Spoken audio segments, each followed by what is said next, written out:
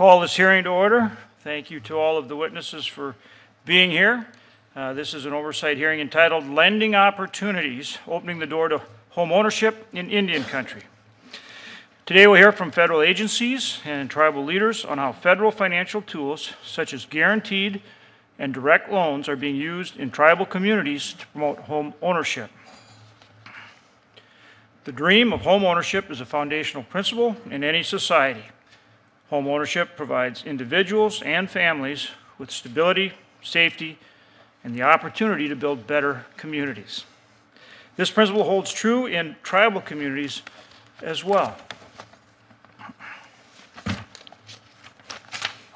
Credit also plays an important role in providing housing opportunities.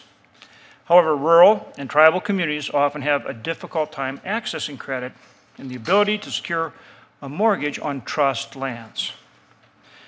Traditional models of financing do not always work in tribal communities. In Indian country, title issues as well as difficulties in collateralizing tribal assets may make investors wary of financing tribal applicants. Local community banks and community development financial institutions can help fill those investment needs. For instance, in my home state of North Dakota, there are 5 community development financial institutions that have awarded nearly $6.1 million from the CDFI fund at the Department of Treasury.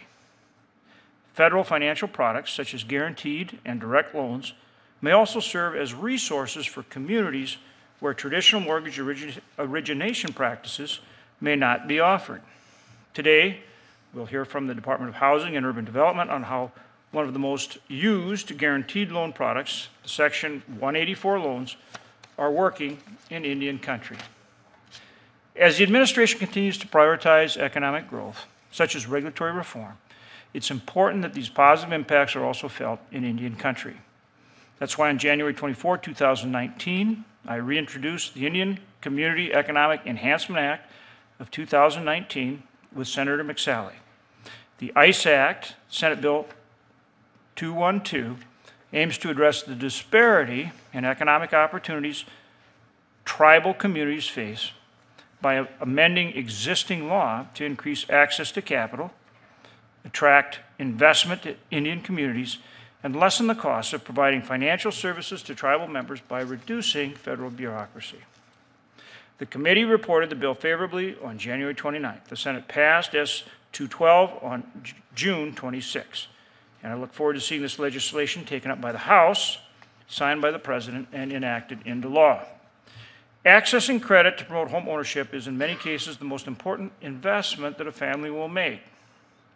That's why we're holding this oversight hearing today, and I look forward to hearing more about how Congress can make a difference in promoting credit access and home ownership in Indian country.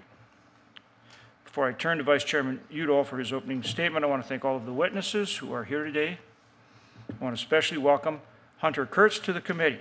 I understand this is your first hearing in D.C. since being confirmed as the Assistant Secretary of Public and Indian Housing. Welcome. I also want to welcome Patrice Kunesh. I understand you will be moving on from the Federal Reserve Bank shortly, and I want to thank you for your work in Indian country as well. With that, I will now turn to what you've all been waiting for, and that's to hear from Vice Chairman Udall.